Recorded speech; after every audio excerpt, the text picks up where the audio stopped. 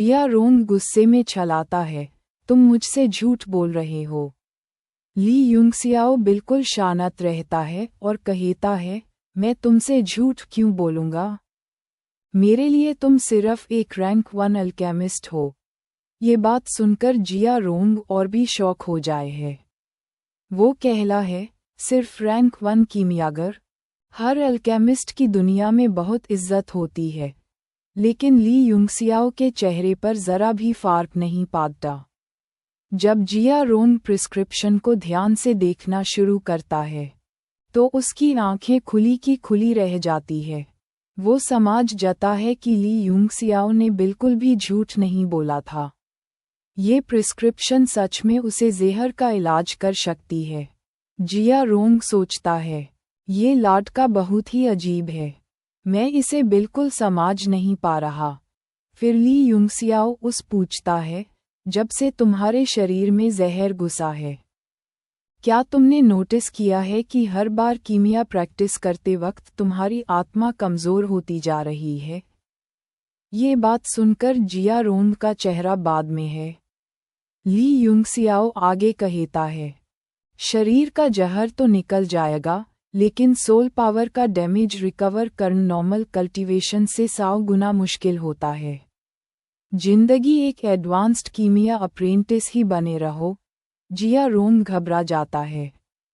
वो सोचता है, अगर मेरी किस्मत खराब हुई तो मैं कभी रैंक 1 अल्केमिस्ट नहीं बन पाऊंगा। फिर वो पूछता है, तुम ये सब क्यों बात रहे हो?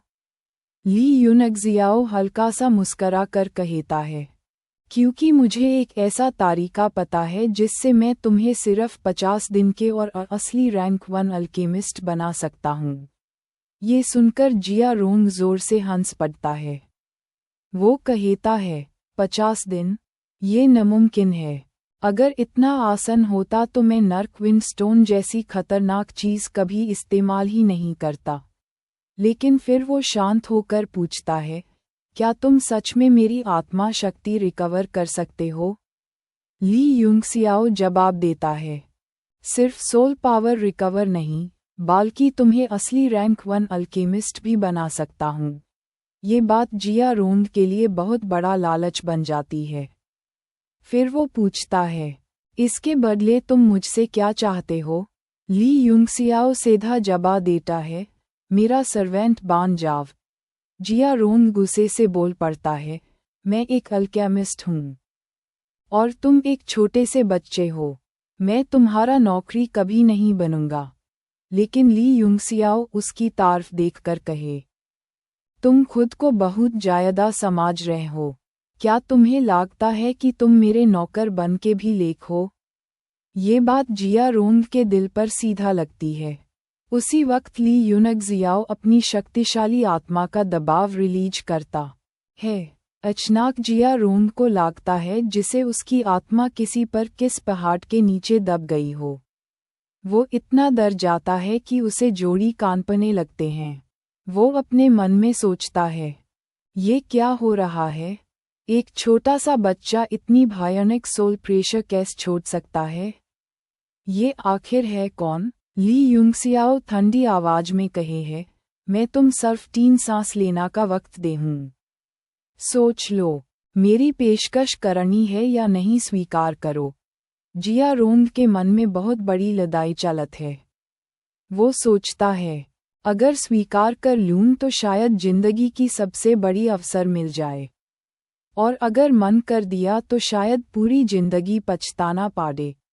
आखिरकार वो झुक जाए है और ऑफर कर लेता है, स्वीकार करो। ली यूंगसियाओ उससे एक कागज देता है और कहता है, इस पेपर पर लिखे खेती की विधि के हिसाब से प्रोसेस करो। अगर 5 दिन के अंदर रैंक 1 अल्केमिस्ट नहीं बन पाए तो इसका मतलब तुम्हारे पास प्रतिभा ही नहीं है। तब दोबारा मेरे पास मत आना। जब जिया रोंग उस पेपर को खोलता है तो उसके होश उड़ जाते हैं। वो देखकर कांपते हुए बोलता है, ये तो आत्मा की खेती कला है। उसकी आंखें में आंसू आ जाते हैं। ली यूंगसियाओ कहता है, ये आत्मा की खेती की तकनीक सबसे साधारण स्तर की है, लेकिन तुम्हें लिए इतनी ही काफ़ी है। इससे तुम 5 दिन में रिकवर भी हो जाओगे और रैंक 1 अल्केमिस्ट भी बन जाओगे। जिया रोंग तुरंत धुका कहा है।